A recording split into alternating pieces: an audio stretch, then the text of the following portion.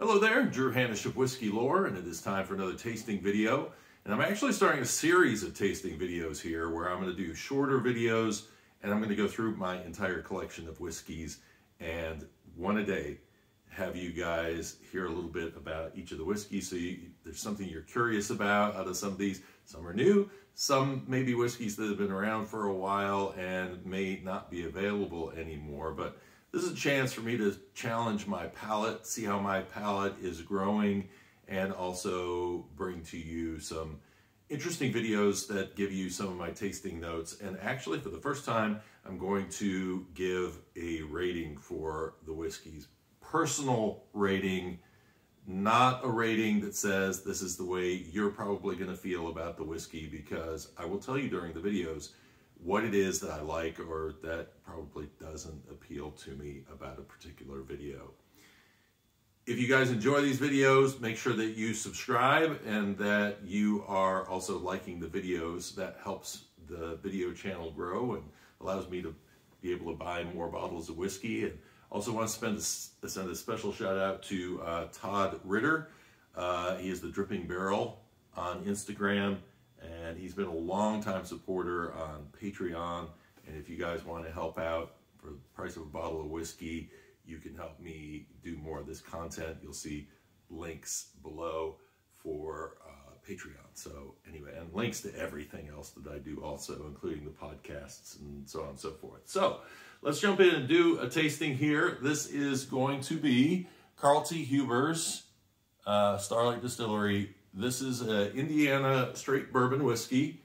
This is a double oaked. So the thing about double oaked is that in most cases, what's happening is your whiskey's being aged in a standard virgin American oak, charred American oak barrel for a period of time, and then it's finished in a different type of barrel to add some personality to it.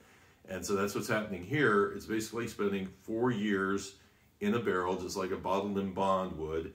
And then once it leaves that regular bourbon barrel, it then heads over to Seguin Moreau vanilla toasted barrel. And it stays in there for 6 months. And that is supposed to impart a little bit more of that oaky kind of a flavor to it. You might compare this in a way to like a Woodford Reserve double oaked, same sort of process. Difference being, this is a much higher proof whiskey. This is going to be coming in at 53% alcohol. So it may be one that you want to add a little bit of water to, or maybe you like it just the way it is. And this comes with a really nice vanilla bean kind of a smell to it. And it, again, I think that's part of where that finishing for the extra 6 months comes in.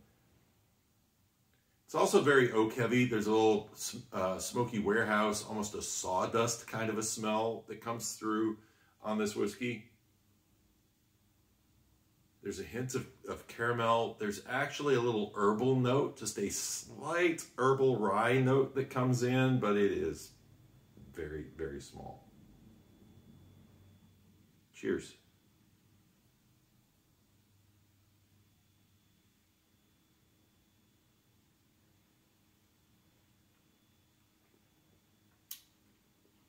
My feel on this is kind of on the lighter side, medium to light. Caramel kind of stands out first.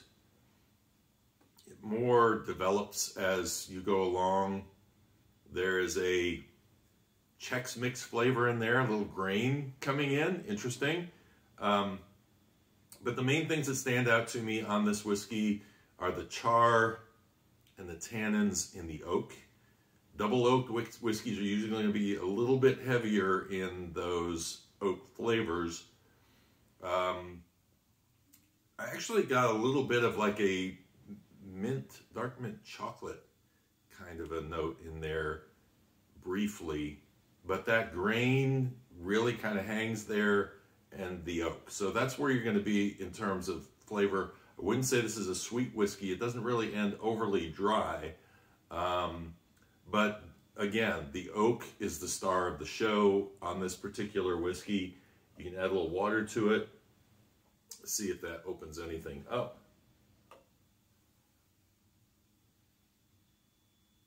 It really didn't change the vanilla. The vanilla is less of a vanilla bean now. It's very subtle once you add the water to it. And the sawdust seems to come out a little bit more on that. Not really getting the rye as much.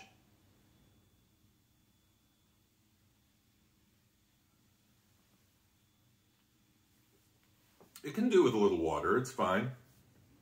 This would be one I'd probably put on ice, honestly, and have in the summertime or something like that. Or using cocktails. I'm not a huge fan of oak, and that's why on my little grading scale, I have no, as in, I'll probably never have that again. Just okay, good, very good, and excellent.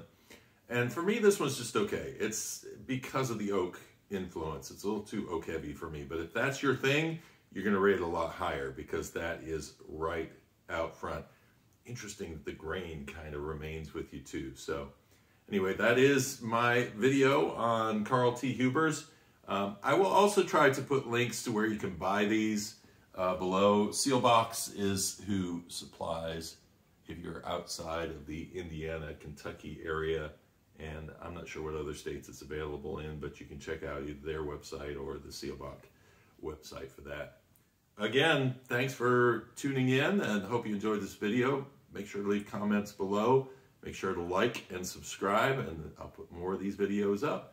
I appreciate it. Cheers.